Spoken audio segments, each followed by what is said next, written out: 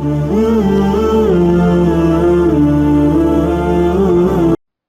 Number 83 سے تفسیر ہے وَإِذَا سَمِعُوا مَا أُنزِلَ إِلَى الرَّسُولِ، اور جب اس چیز کو سنتے ہیں جو خدا کے رسول پر اتری ہے تو تم دیکھتے ہو کہ حق کو پہچان لینے کے سبب ان کی آنکھوں سے آنسو جاری ہو جاتے ہیں، وہ پکار اٹھتے ہیں کہ اے ہمارے رب ہم ایمان لے آئے، ہمارا نام ایمان کی گواہی دینے والوں میں لکھ لیجئے۔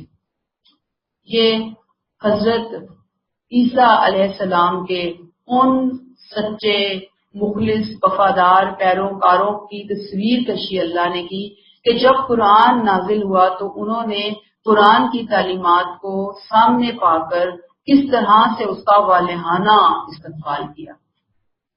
جو والہانہ استقبال وارم ویلکم وہ دے رہے ہیں، کون دے رہا ہے؟ ہاں جی وہ دے رہے ہیں، ٹھیک ہے۔ تو ان کو بتایا گیا کہ یہ ہے۔ اس تصویر میں جو بات ہمیں سمجھ آ رہی ہے وہ یہ کہ انجیلوں کے اندر جو عیسیٰ علیہ السلام نے آ کر نبی کریم صلی اللہ علیہ وسلم کی آنے کی بشارت دی تھی، نجات دہندہ کے طور پر ان کو پیش کیا تھا عیسیٰ علیہ السلام کو، ایک ایک چیز کو لگتا ہے کہ انہوں نے وہ جو اچھے لوگ ہیں، میں نے کل بھی بتایا تھا کہ شمون کے جو فالوورز ہیں تو انہوں نے ان کو اچھے طریقے سے ان علامتوں کو محفوظ کر لیا تھا اور وہ انتظار میں تھے، اور جنریشن ٹو جنریشن وہ آنے والوں کو بتا رہے تھے کہ ایک نجات دہندہ نے آنا ہے، اور یہ آنے والا ان کے لیے ان کی نظر میں بہت محبوب تھا۔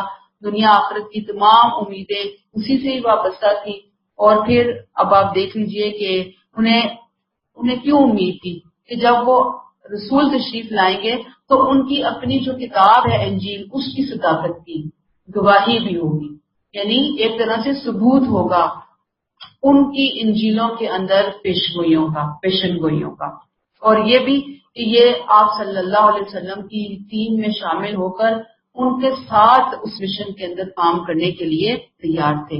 اور یہی وجہ ہے کہ جب حق کی کرنیں جلوہ گر ہوتی ہیں ان کے سامنے، قرآن سنتے ہیں تو سننے کے ساتھ ہی وہ جو بے قراری کی ٹائم انہوں نے گزارا ہے نا، وہ ایک دم خوشی سے ان کے چہرے جگمگا اٹھتے ہیں اور ان کی آنکھیں آنسوؤں سے لبریز ہو جاتی ہیں۔ ظاہری بات ہے کہ وہ اس بات پہ ان کو خوشی کے آنسو کہ یہ ہمارے دور میں ہمیں حق کو قبول کرنے کی، حق کو سمجھنے کی سعادت نصیب ہوئی، یعنی اتنی جنریشنز بیچ میں گزر گئی، اب ہماری جنریشن میں آ کر وہ ہماری انجیلوں کی پیشن گوئی پوری ہوئی ہے۔ تو وہ کہتے ہیں کہ پکار اٹھتے ہیں کہ اے اللہ ہم اس کتاب پر اس کے لانے والے پر ایمان لے آئے، تو ہمیں اس کی گواہی دینے والوں میں لکھ دے۔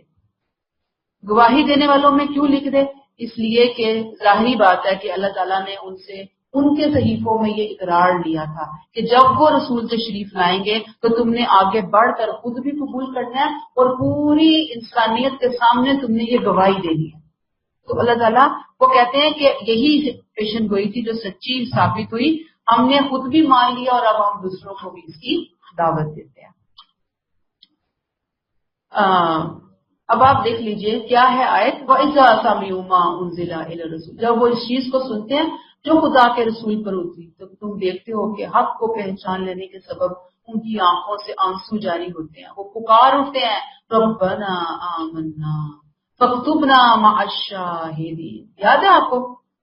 اچھا، اب ہجرت حبشہ کے حوالے سے آپ کو کچھ پوائنٹس میں یہاں پہ شیئر کروں گی۔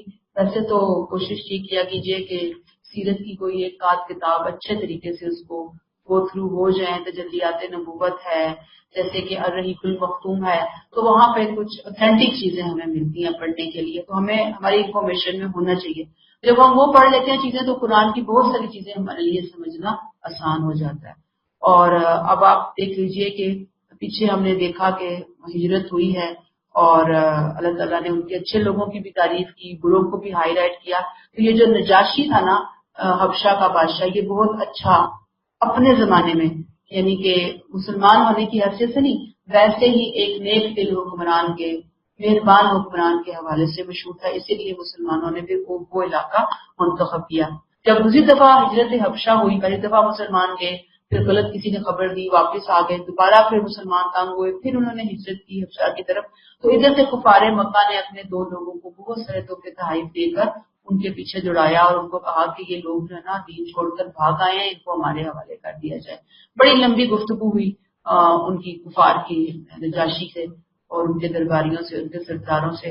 جب ساری گفتگو سن لی تو نجاشی نے کہا کہ مسلمانوں کو بھی بلایا جائے. کتنا اچھا تھا وہ انسان کہ اس نے یہ گفٹ دے کر اور ان کا اسٹیٹس دے کر اس نے یہ نہیں کہا کہ ٹھیک ہے بس تمہاری بات سن کے میں یہ فیصلہ کر رہا ہوں. اس نے کہا نہیں دوسرا پوائنٹ آف ویو. لیکن ہمیشہ یہ بہت اچھی بات ہے کہ اس نے دوسرے پوائنٹ آف ویو کو بھی سننے کو ترجیح ہے. دوسرا پوائنٹ آف سن کے انسان زیادہ کلیئر ہو جاتا ہے بہت سارے معاملات میں. اور اگر وہ نہ سن دے تو آپ دیکھیں کہ حق سے محروم ہو جاتے نا. انہوں نے بلایا اور پھر جعفر بن ابی طالب جو ہے وہاں پر آئے اور آ کر انہوں نے کہا کہ بادشاہ ہم جاہلیت والی قوم کے بت پوجتے تھے، حرام کھاتے تھے، رشتے داروں سے تعلقات توڑتے تھے، پڑوسیوں سے بدسلوکی کرتے تھے، ہمارا طاقتور کمزور کو کھا رہا تھا. اس حالت میں اللہ نے ہم پر ایک رسول بھیجا کہ جس کی اعلیٰ نسبی، سچائی، امانت، پاک دامنی کو ہم جانتے.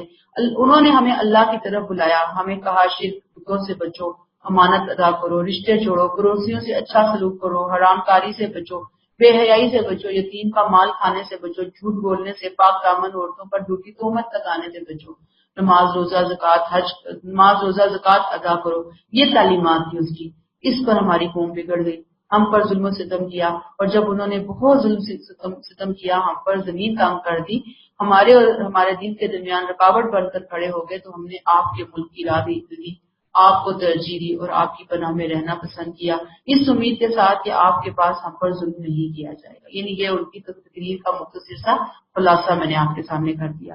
اب جب نجاشی نے ان کی یہ بات، انہوں نے کہا مجھے وہ سناؤ، وہ قرآن سناؤ کہ کیا ان کے اوپر نازل ہوا ہے. تو انہوں نے پھر سورہ مریم کی جو ابتدائی آیات تھی وہ تلاوت کی. وہ جب سنتے گئے ہیں اور وہ اتنا روئے ہیں کہ ان کی داڑھی مبارک تر ہو گئی، ان کے پادری اتنا روئے کہ ان کے صحیفے تر ہو گئے. کہتے ہیں کہ یہ کلام اور وہ کلام جو حضرت عیسیٰ علیہ السلام پر اترا، دونوں ایک تاک کی شمع سے نکلے ہیں، ایک ہی جگہ سے نکلے ہیں.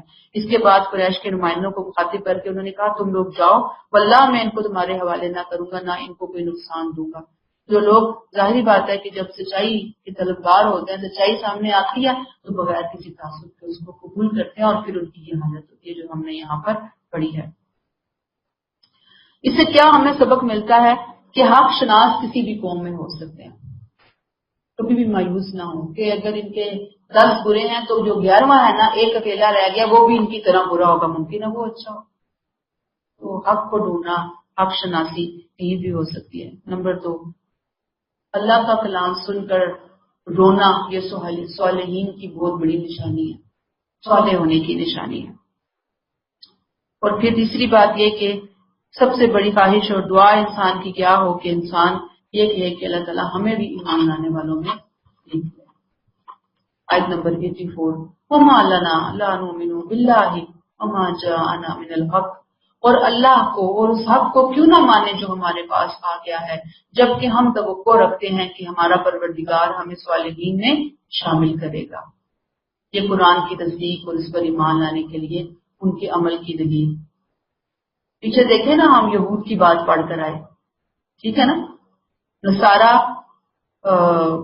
میں سے کچھ لوگ جو ہیں وہ بھی یہود کے ساتھ ہی تھے، ان کے ہم پیالہ ہم نوالا بنے ہوئے تھے. نبی کریم صلی اللہ علیہ وسلم کے آنے کی جو پیشن گوئی ہے، جو خبر تھی، جس کے اوپر ان کو گواہی دینا تھا، یہ اسے چھپا کے بیٹھے ہوئے تھے کچھ گروہ. لیکن جو اچھے نصارہ تھے وہ بے قرار تھے، وہ انتظار میں تھے، اور وہ پھر یہ دعا کر رہے ہیں کہ ہمیں کیا ہے کہ ہم اللہ اور اس کے حق کو کیوں نہ مانیں جو ہمارے پاس آ گیا. کون سا حق آیا تھا ان کے پاس؟ قرآن پاک آ گیا. قرآن کی تصدیق کر دی نا، اور ہمیں یہ توقع ہے کہ اللہ ہمیں صالحین میں داخل کرے گا. تو ظاہر توقع کیوں ہے؟ اس لیے ہے کہ ہم نے قرآن کو مان لیا، ہم نے اس پیشن گوئی کی روشنی میں قرآن کو مان لیا، اور اب ہم اس کا اقرار کر رہے ہیں، ہم اس کی گواہی دے رہے ہیں. ہمیں امید ہے، ہمیں یہ خواہش ہے ان یدخلنا ربنا مع القوم الصالحین، کہ ہمارا پروردگار ہمیں صالحین میں شامل کرے گا. آیت نمبر 85، فَأَصَابَهُمُ اللَّهُ بِمَا قَالُوا جَنَّاتٍ تَجْرِي ود ان بریکٹ سنو اللہ کا فیصلہ ہو گیا بریکٹ کلوز.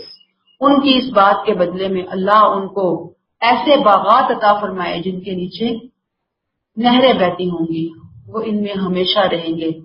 یہ ان لوگوں کی جزا ہے جو خوبی کا رویہ اختیار کرنے والے ہوں گے.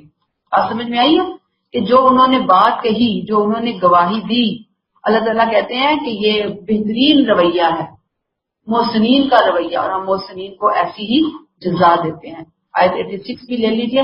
والذین کفروا وکذبوا, ان کے برعکس وہ لوگ جو منکر ہو گئے, جنہوں نے ہماری آیات کو جھٹلایا, وہ کون ہے؟ اصحاب الجحیم, جہنم والے ہیں.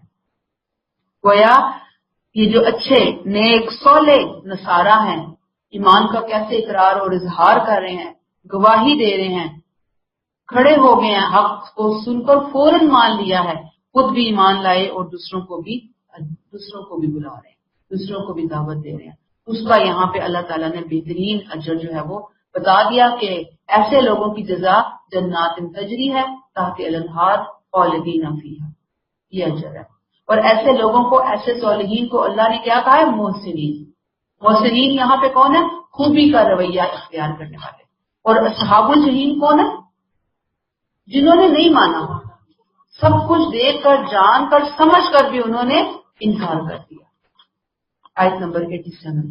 یا ایھا الذین آمنوا لا تحرموا طیبات, اے اہل ایمان ان پاکیزہ چیزوں کو اپنے لیے حرام مت ٹھہراؤ جو پروردگار نے تمہارے لیے جائز کی ہیں, اور حدود سے تجاوز نہ کرو, اللہ حدود سے تجاوز کرنے والوں کو سخت ناپسند کرتا ہے.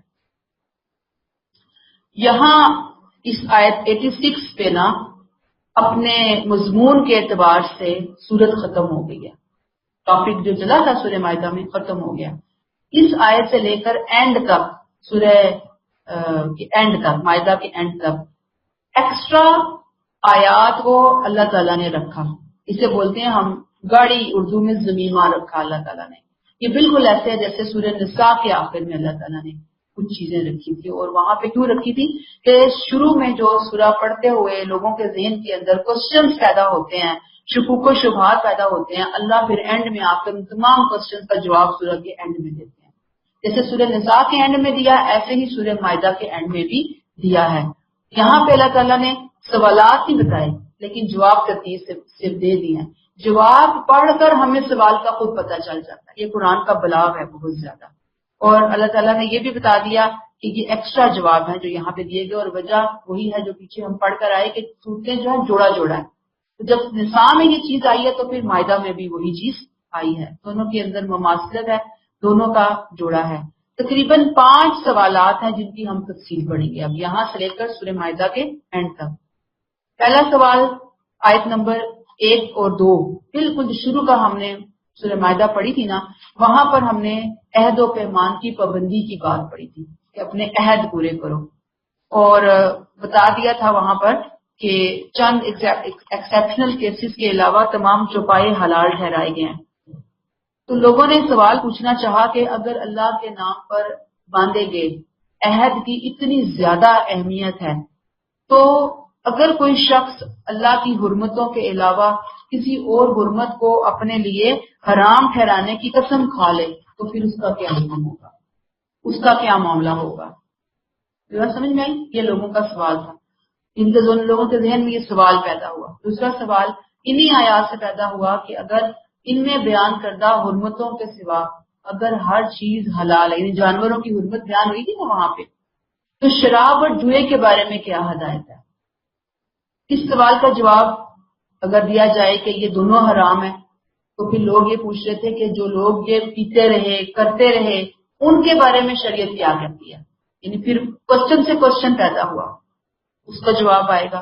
تیسرا سوال انہی آیات میں ہم پڑھ کر آئے پیچھے کہ حالت احرام کے اندر جو شکار ہے وہ حرام ہے. اس سے یہ سوال پیدا ہوا کہ اگر کسی نے اس حکم کی خلاف ورزی کی تو پھر اس کو کیا کرنا چاہیے. نیز اگر سمندر کا شکار کر لیا احرام کی حالت میں تو وہ کیا کرنا چاہیے, اس لیے کہ سمندر کے اندر تو کوئی اور شکار ملتا نہیں ہے, کھانے پینے کی چیزیں بھی نہیں ہوتی. تو پھر یہ سوال اٹھا تھا. چوتھا سوال بھی انہی آیات, شروع کی آیات سے متعلق ہے کہ اللہ تعالیٰ نے وہاں پہ بتایا تھا ہمیں ہدی, قلائد اور دوسرے شعائر ہیں کہ ان کی حرمت کا خیال کرنا، یاد ہے نا آپ کو، بڑی تاکید کی تھی۔ اب یہاں سوال پیدا ہوا کہ اگر حدی کلائدہ یہ چیزیں جو ہیں وہ حرام ہیں، ان کو استعمال نہیں کیا جا سکتا، ان کو چھیڑ چھاڑ نہیں کی جا سکتی، تو وہ جو لوگوں نے بحیرہ، صاحبہ، وسیلہ، حام وغیرہ کے نام سے جانوروں کی حرمت قائم کی ہوئی ہے، اس کے بارے میں یعنی کہ مذہبی رسوم چل رہی ہیں اور لوگ بڑا مقدس سمجھتے ہیں، اب کیا ہے؟ ان کی حرمت قائم رہے گی؟ تو اللہ تعالیٰ نے یہاں پر اس کا بھی فیصلہ بتا دیا۔ پانچواں اور آخری سوال کہ جو گواہی چھپاتا ہے، قرآن اس کے بارے میں کیا کہتا ہے، خاص طور پر وہ گواہی جو نبی کریم صلی اللہ علیہ وسلم کی آمد کے حوالے سے یہود و نصارہ کے صحیفوں کے اندر موجود ہے۔ لوگوں نے کہا کہ گواہی چھپانے والوں کا پھر کیا ہوگا، اور خاص طور پر یہ گواہی، اور پھر مزید یہ کہ اپنی وصیت پر گواہی کے لیے لوگ کیا اہتمام کریں۔ تو اب یہاں پر کیا کر دیا، ان تمام سوالوں کے جواب جو ہے وہ اللہ تعالیٰ نے عطا فرما دیا۔ اچھا جی، یہ اب ہم نے کیا پڑھ لیا کہ یہ توضیحی سوالات ہیں جو یہاں پہ اللہ تعالیٰ نے ہمیں بتا دیے ہیں۔ اللہ نے کیا کہا اس کے اندر، یا ایھا الذین آمنوا لا تحرموا الطیبات، ان پاکیزہ چیزوں کے لیے کو اپنے لیے حرام مت ٹھہراؤ جو اللہ نے تمہارے لیے جائز ٹھہرائی ہے۔ ٹھیک ہے، اللہ نے جو چیزیں جائز ٹھہرائی، خاص طور پر چھپائے، نے کہا نا کہ جو شروع کے کوشچن ہے اس کا جواب دیا جا رہا ہے، ان کو حرام نہ ٹھہراؤ۔ وہ طیبات ہیں، طیبات یاد رکھیے کہ بعض اوقات چیزیں اصلاً جائز ہوتی ہیں، ٹھیک ہے، ذات خود جائز ہیں، لیکن کسی باہر کی ریزن کی وجہ سے، سبب کی وجہ سے وہ خبیث ہو گئی ہیں۔ مثلاً ایک جانور ہے، بکری ہے، گائے ہے، حلال ہے، جائز ہے، لیکن اس کو ذبح نہیں کیا گیا، وہ ایسے ہی مر گئی، تو آپ کو کیا ہے، ظاہر وہ جائز تھی لیکن وہ حرام ہو گئی، یعنی جائز چیز بھی حرام ہو گئی ایک باہر کی ریزن کی وجہ سے، ٹھیک، یا اس کے اوپر غیر اللہ کا نام لے لیا گیا، جائز چیز بھی حرام ہو گئی۔ تو اللہ تعالیٰ نے یہاں پہ کہہ دیا کہ جو چیزیں اللہ نے حلال ٹھہرائی ان کو حرام مت ٹھہراؤ، اور حدود سے تجاوز نہ کرو، ولا تعتدوا، یعنی حرام نہ ٹھہراؤ، مراد کیا ہے کہ حلال و حرام کے معاملے میں اللہ نے جو حکم دے دیا بس وہی تک اپنے آپ کو فوکس کرو، اس سے آگے مت بڑھو، حرام کو حلال نہ بناؤ اور حلال کو حرام نہ بناؤ۔ ظاہری بات ہے، ان اللہ لا یحب المعتدین، اللہ حد سے بڑھنے والوں کو پسند نہیں کرتا۔ ہم پیچھے بھی پڑھ کر آئے کہ اللہ نے ساری چیزیں جو پیدا کی دنیا میں، وہ موسٹلی چیزیں ایسی ہیں جو حلال بنائی ہیں، اور حلال کی لسٹ نہیں دی اللہ نے۔ اگر اللہ حلال کی لسٹ دینے بیٹھے تو وہ تو پھر نہ ختم ہونے والی لسٹ ہوتی۔ اللہ نے چند قاعدوں اور اصولوں کو مقرر کر کے ہمیں بتا دیا کہ یہ چند چیزیں حرام ہیں، اور جو بھی چیزیں قیامت تک اس کیٹیگری کے اندر آئیں گی، اس میرٹ کو فالو کریں گی، تو وہ حرام کی لسٹ میں جائیں گی۔ باقی چیزیں اس کے علاوہ کیا ہیں، حلال ہیں۔ تو جب حلال ہیں تو پھر اللہ تعالیٰ ان حدود کو توڑنے کی اجازت نہیں دیتا، اللہ تعالیٰ ایسے بندوں سے محبت نہیں کرتا جو اس کی حلال کردہ چیزوں کو حرام ٹھہراتے ہیں۔ پہلا حکم دے دیا اللہ نے، کھانے پینے کے بارے میں احکامات آ رہے ہیں، اگلی آیت اسی سے ریلیٹڈ ہے، فَكُلُوا مِمَّا رَزَقَكُمُ اللَّهُ حَلَالًا طَيِّبًا، اللہ نے تمہیں جو حلال و طیب چیزیں بخشی ہیں انہیں کھاؤ پیو، اور اللہ سے ڈرتے رہو جس پر تم ایمان لائے ہو۔ جو حلال چیزیں ہیں کھاؤ پیو، اللہ نے قاعدے ہی تمہارے لیے کیا، پابندیاں نہیں لگاتے ہو خود کے اوپر، پابندیاں نہیں لگائی اللہ تعالیٰ نے۔ اللہ سے ڈرو، اپنے اللہ سے جس پر تم ایمان لاتے ہو۔ اصلاً جو بات ہمیں یہاں پہ سمجھ میں آ رہی ہے وہ یہ ہے کہ حرام کو حلال کیوں کیا جاتا ہے، اس کے پیچھے عموماً انسان کی خواہشات ہوتی ہیں، حرام کو حلال کرنے کے پیچھے، ٹھیک، لیکن حلال کو حرام ٹھہرانے کے پیچھے کیا ریزن ہوتی ہے، یعنی حرام کو حلال کرنے کے پیچھے تو خواہشات ہے نا، حلال کو حرام کرنے کے پیچھے مشرکانہ رسوم ہوتی ہیں، مذہبی رسوم ہوتی ہیں، دین ہوتا ہے، اوہام ہوتے ہیں، اسی لیے مشرکین عرب نے اپنے مشرکانہ تصورات کی وجہ سے بہت سی حلال چیزیں اپنے اوپر حرام ٹھہرا لی تھی اور وہ ان کو استعمال نہیں کرتے تھے. یہ کلیئر ہو گئی. اور پھر یہ بھی ہم پڑھ کر آئے کہ کوئی بھی حلال چیز اگر حرام طریقے سے حاصل کی جائے گی تو وہ پھر حرام ہوگی. ہے حلال لیکن طریقہ کیا اختیار کیا گیا؟ حرام. تو اللہ یہاں پہ کہہ رہے ہیں کھاؤ جو اللہ نے تمہارے لیے حلال اور طیب پیدا کیا. اللہ سے ڈرنے والے بنو جس اللہ پر تم ایمان لانے والے ہو.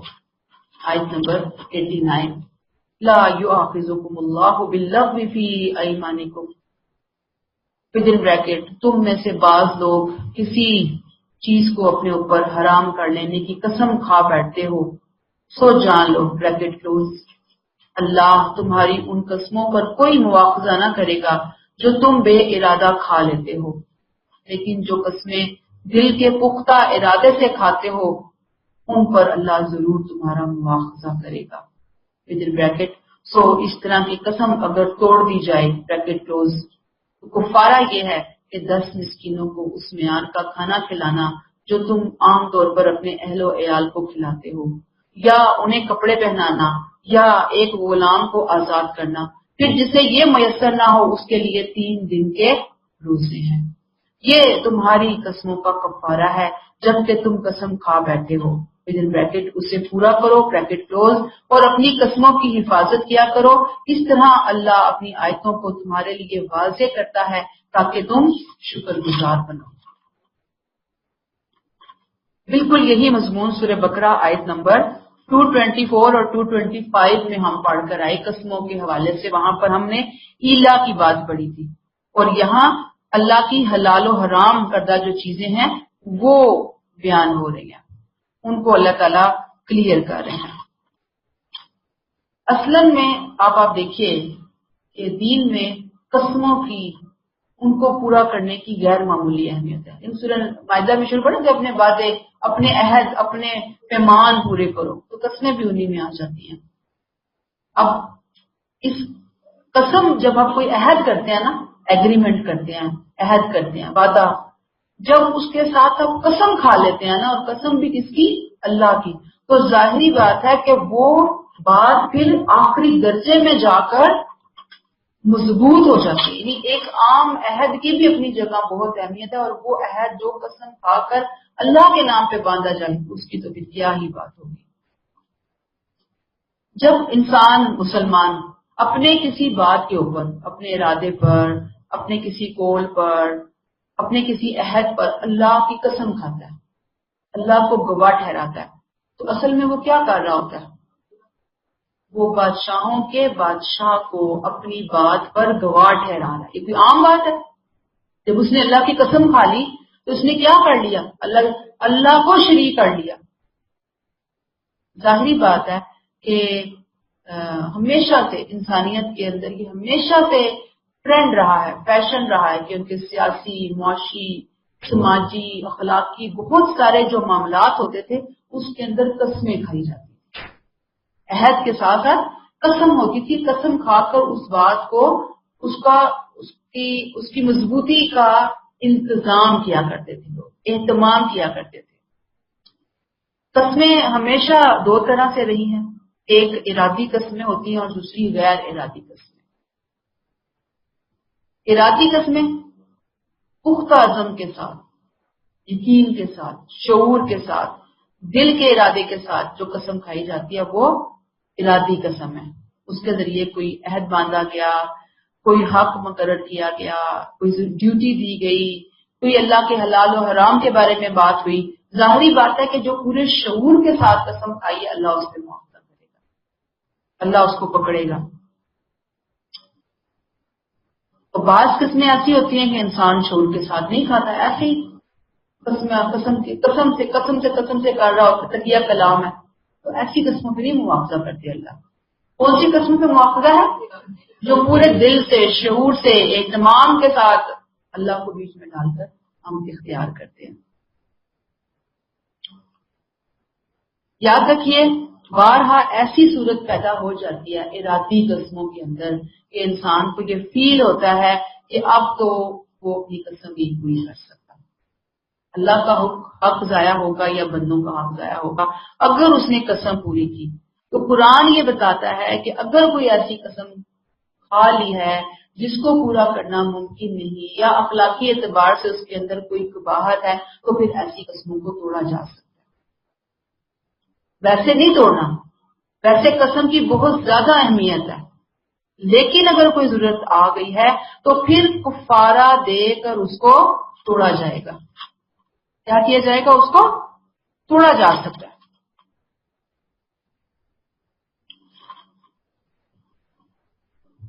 اب اور پھر اس کا وہ جو توڑنا ہے اس کے لیے ظاہری بات ہے کہ کچھ اصول و ضوابط جو ہیں وہ اللہ تعالیٰ نے مقرر کیے ہیں۔ لغو قسمیں کیا ہوتی ہیں؟ بیکار قسمیں ہوتی ہیں، بے فائدہ قسمیں ہوتی ہیں۔ بندہ مومن کو اصل میں لغو بھی نہیں کھانی چاہیے۔ لغو، لام غین واو، لغو۔ بہرحال اللہ کا احسان ہے کہ ایسی قسموں پر مواخذہ نہیں ہوگا۔ تو قسم توڑنے کا کفارہ کیا ہے؟ اس کو ہم دوبارہ سے ریوائز کر لیتے ہیں۔ یاد رکھیے لوگوں میں مشہور ہے کہ قسم توڑ دی ہے نا تو 3 روزے رکھ لو، ایسا نہیں ہے۔ یہ بات بہت ضروری ہے کہ قسم توڑنے کے کفارے کو ترتیب سے ادا کرنا ہوگا، یہ بہت امپورٹنٹ بات ہے۔ یہاں دیکھیں آیت کو ذرا کھولیں، کیا آیا؟ فَمَلَّمْ فَكَفَّارَةُ اِطْعَامُ عَشَرَةِ مسکین، کتنے مسکینوں کو کھانا کھلانا؟ نمبر 1 ترتیب میں سب سے پہلے کیا آئے گا؟ 10 مسکینوں کو کھانا کھلانا، اوسط معیار جو ہم کھانا کھاتے ہیں، اپنے خود بھی کھاتے ہیں، گھر والوں کو بھی کھلاتے ہیں۔ یہ نہیں کہ ہم بہت اچھا کھاتے ہیں اور مسکینوں کے لیے بس تھوڑا بہت نکال کے فارغ ہو جائے، نہیں۔ 10 مسکینوں کا نمبر 1 کھانا۔ اگر یہ نہیں ہے تو پھر کیا ہے؟ پھر کپڑے پہنانا۔ یہ نہیں کہ صرف آپ کسی کو قمیض دے دیں، کسی کو شلوار دے دیں یا کسی کو قمیض شلوار دے دیں، پورا سوٹ دیں کسی کو۔ دوپٹہ ہے لیڈیز کو دے رہے ہیں تو پورا سوٹ دیا جائے گا، فل ڈریس۔ اور ہر ملک کا اپنا ڈریس ہوتا ہے، ہر ملک کا اپنا کلچر ہوتا ہے، اس کے حساب سے دیا جائے گا جو خود پہنتے ہو۔ اس کے بعد تیسری آپشن تحریر رقبہ، غلام کو آزاد کرنا ہے۔ اب پہلے 10 مسکینوں کو کھانا کھلانا ہے، یہ نہیں کہ اینڈ والی آپشن پہلے آپ اٹھا لیں کہ 3 روزے رکھ کے تو فارغ۔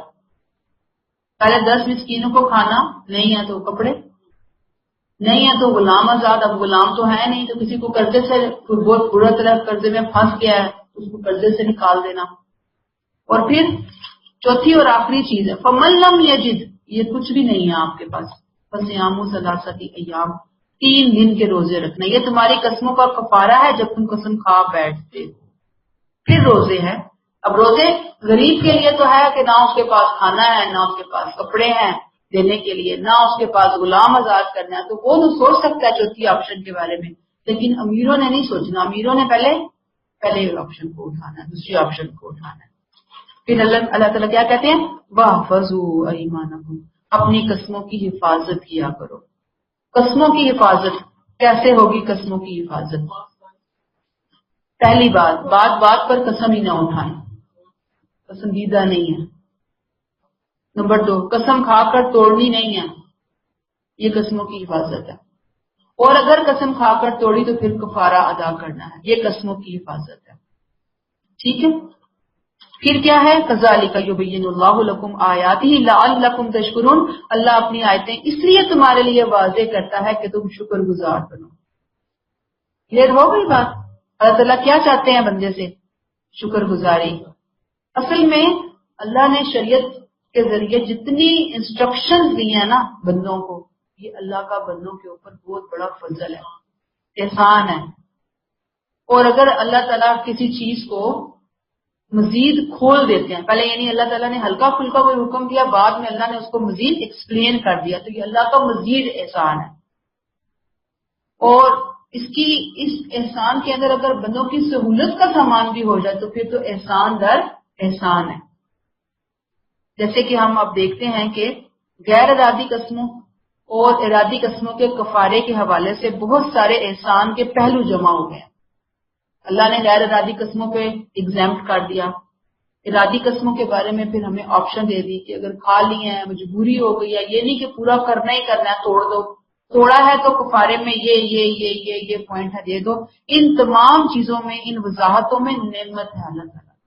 اللہ تعالیٰ کہتے ہیں کہ میں نے اپنی شریعت تمہیں جو کھول کر دی اس لیے دی کہ تم شکر گزاری کرو، نہ کہ تم کفران نعمت کرو.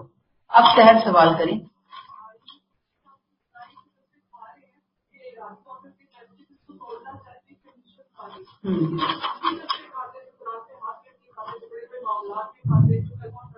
استغفر اللہ. وہ تو پھر جو جھوٹی قسم ہے وہ تو یہ تو سچی قسم کی بات ہے نا.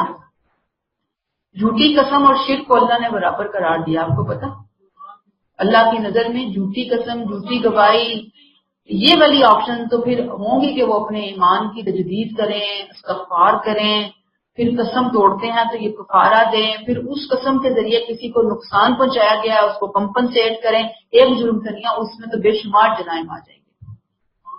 ٹھیک ہے نا. آیت نمبر 90.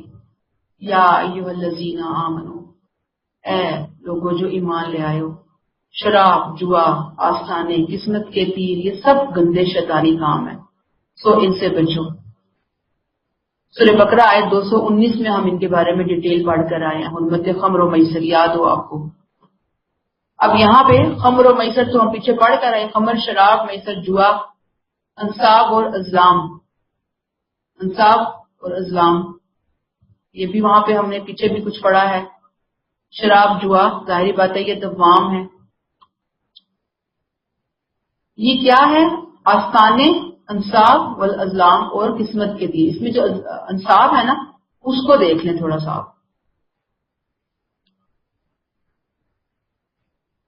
یہ آستانے وہ مقامات جو اللہ کے علاوہ کسی غیر اللہ کی عبادت، قربانی یا نظر و نیاز کے لیے مخصوص کیے گئے ہوں. ٹھیک ہے.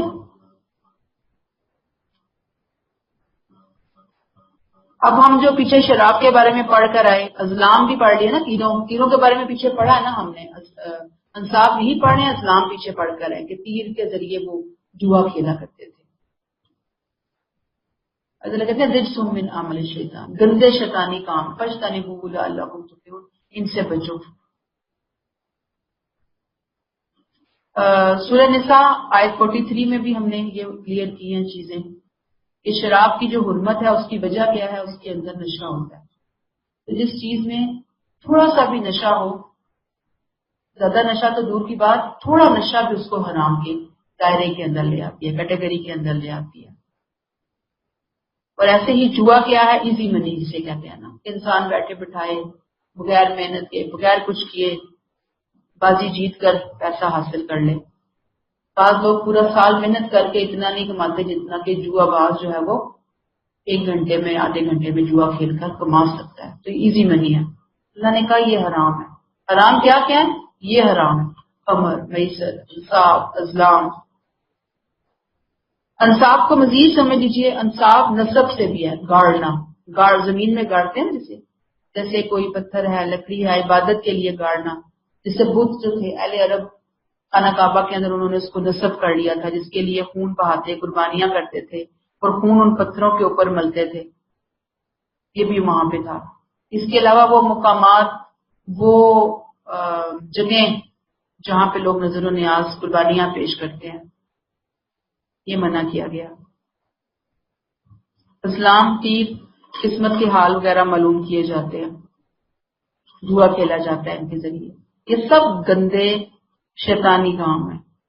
ان سے کیا کرنا ہے؟ بچنا ہے. استغفر اللہ. اللہ تعالیٰ کہتے ہیں رجس من عمل الشیطان، یہ شیطان کی کارستانیوں میں سے، اس کی ایجادات میں سے ایک ایجاد ہے جس نے تمہیں صراط مستقیم سے ہٹانے کے لیے یہ چیزیں ایجاد کر کے تمہیں دی ہیں نیکی کے نام کے اوپر. لہٰذا اس سے بچو. لعلکم تفلحون، شاید کہ تم فلاح پاؤ.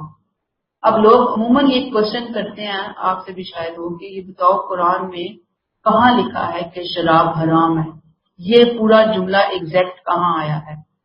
تو یاد رکھیے یہاں پہ اس آیت میں اللہ تعالیٰ نے کیا کہا؟ اے لوگوں جو ایمان لائے ہو، خمر، میسر، انصاب، ازلام، یہ سب کیا ہے؟ رجسم من عمل الشیطان، گندے شیطانی عمل ہے جس سے انسانی فطرت دوری اختیار کرتی ہے. جیسے ہم اپنے بچوں کو کہتے ہیں نا کہ یہ چیز گندی ہے، اسے نہیں کھانا، تو اس کا کیا مطلب ہے کہ وہ حلال ہے تو اب اسے منع کر رہے ہیں نہیں کھانا. اس مین کہ وہ گندی ہے، وہ ممنوع ہے، وہ مکروہ ہے، وہ خراب ہے، وہ حرمت کے درجے کے اندر آ رہی ہے، اس لیے ہم کہتے ہیں کہ نہ کھاؤ. اللہ تعالیٰ نے اس کی گندگی شیطان کو ساتھ اٹیچ کر کے واضح کر دی، ان سارے کاموں کی گندگی خمر، میسر، انصاب اور اسلام. ٹھیک ہے، ساتھ ہی کہا رجس من عمل الشیطان، پھر کہا فاجتنبوہ، بچو. کافی نہیں ہے یہ الفاظ کہ اب حرام کا لفظ ڈھونڈ کر لائیں گے تو بچیں گے. جب اللہ کہہ رہے ہیں فاجتنبوہ، بچو ان سے، تو بچنا ہی ہے نا اس بندہ مومن نے. لعلکم تفلحون، شاید کہ تم خدا پاؤ. جی محمودہ کیا کہہ رہی ہیں؟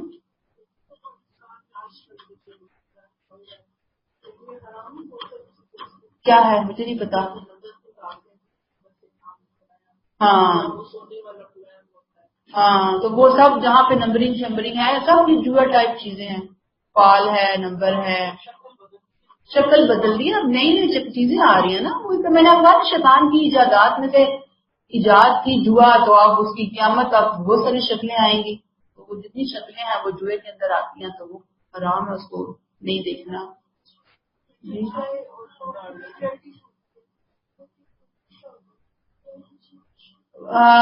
ایک منٹ میں ان کو کرتی ہوں. یہ جو چائے میں اور دوسرا کیا کہا آپ نے؟ کافی میں نہیں، صرف کیفین نہیں ہوتی، اس میں باقاعدہ کوئی چیز ڈالی جاتی ہے. میں خود اس چیز کی جس زمانے میں چائے پیتی تھی تو میں واقعی میں نے اس چیز کو فیل کیا کہ کچھ جگہوں کی پتی جو ہے اس میں وہ چیز نہیں آتی، اور کچھ کے اندر کوئی خاص قسم کا ایسا فلیور ہوتا ہے کہ وہ لوگ اتنے عادی ہو جاتے ہیں کہ وہ وہاں کی پتی کے علاوہ کسی اور پتی کی چائے پی ہی نہیں سکتے. اور جو کلر آتا ہے چائے میں اور جو عجیب اس چائے کا معاملہ ہوتا ہے، تو ظاہر بات ہے کہ وہ اس میں کچھ آمیزش کی جا رہی ہوتی ہے. ابھی تو لیب وغیرہ سے چیک کروائیں، دیکھیں کیا چیز ہے جو ایسی وہاں پہ ملے. لیکن بہرحال بہت زیادہ زمین آسمان کا فرق پتیوں میں ڈالا جاتا ہے. کچھ لوگ کاروبار کے طور پر کیا کچھ ملاتے ہیں اس کے اندر کہ لوگوں کو ایک طرح سے انجانے سے نشے میں وہ ڈال دیتے ہیں کہ وہ پوری وہی چائے پیئیں گے، وہی پتی پیئیں گے. تو اگر وہ نشہ ٹائپ چیز ہے تو پھر اس کو روکنا. کوک میں بھی، کوک میں ہم یہ نہیں کہتے تو اس کی انگریڈینٹس جو ہے نا میڈیکلی بہتر نہیں ہے، لیکن پوری دنیا میں فیشن ہے کوک کا. آپ سوچیں ذرا، بندہ حیران نہیں ہوتا ہے کہ جو قومیں اتنی آگے نکلی ہوئی ہے وہاں پہ بھی کوک جو ہے وہ اتنی فیشن میں آئی ہوئی ہے کہ انسان سوچ نہیں سکتا. اس کی جو انگریڈینٹس ہے نا وہ اور بات ہو رہی ہے. کافی میں نہیں ہے، ہر جگہ نہیں ہوتا، کچھ لوگ شامل کرتے ہیں اس کے اندر. کوک میں وہ حرام کا کہ جو انگریڈینٹ ہیں نشے والے وہ نہیں ہیں، لیکن بہرحال اس کے اندر جو انگریڈینٹس ڈالے گئے ہیں وہ بہتر نہیں ہیں. جی باجی.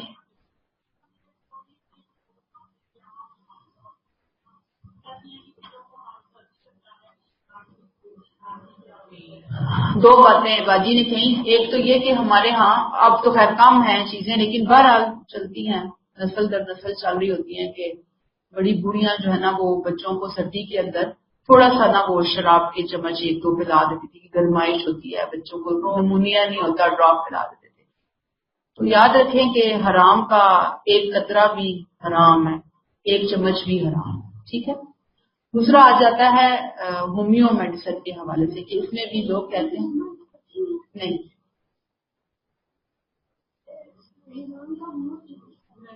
نیچے آپ ہی اچھا آپ کو کہا تھا. اچھا اس پہ ہومیو کا جو ہے نا میڈیسن، اس میں تو جو وہ جو کچھ تھوڑا بہت چیزیں ایڈ بھی کی جاتی ہیں کچھ میڈیسن میں، سب میں نہیں ہوتی.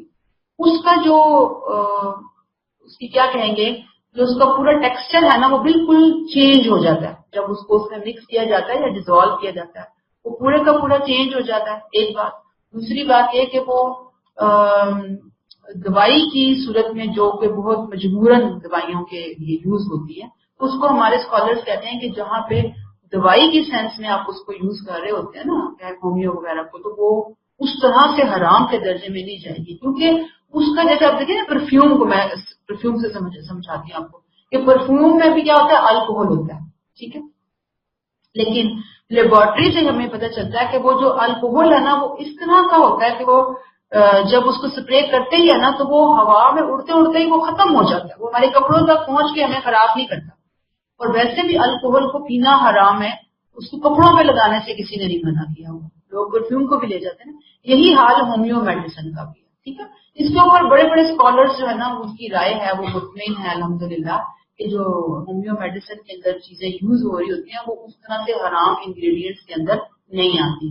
جی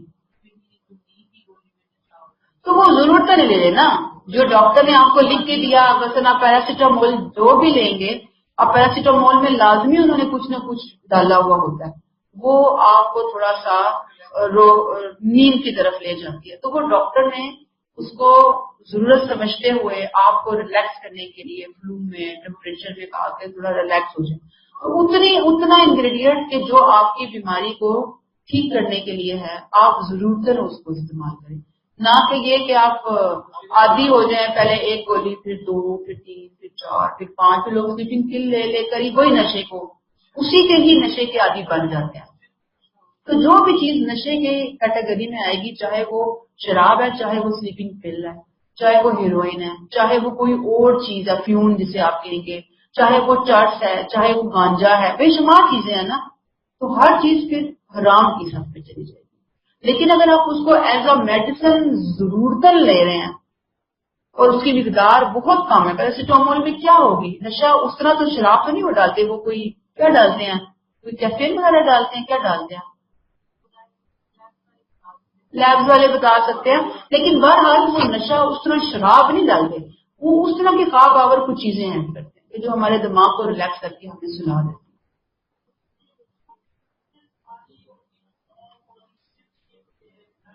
انگریڈینٹ کو ڈالتے ہیں، میں نے آپ کو بتایا نا کہ یہ سونف سپاریوں کو بھی پروموٹ کرنے کے لیے کہ لوگ جب ایک دفعہ کھاتے ہیں تو اتنی ان کو وہ ایک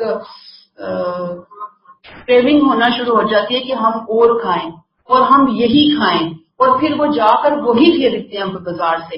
تو اس کے اندر جو جو چیزوں کا ایڈیشن ہے تو ظاہری بات ہے کہ یہ پھر مہلک ہے انسان کے لیے، صحت کے لیے بھی. اور جی ازلام جو ہے نا وہ ان کو بتا دیں کہ تیر ہیں جن کے ذریعے فال نکالی جاتی تھی، قسمت کا حال معلوم کیا جاتا تھا، اور جوا بھی کھیلا جاتا تھا ان کے ذریعے. اور پیچھے جو یہ میں نے آیات کا حوالہ دیا ہے نا، سورہ نساء اور سورہ بقرہ آیت نمبر 219، سورہ نساء 43، وہ ہماری تفسیریں سن لیں، وہاں پہ اسلام کو بہت کلیئر کیا ہوا میں نے. ٹھیک ہے، ہم نے آیت نمبر 90 پڑھ لی.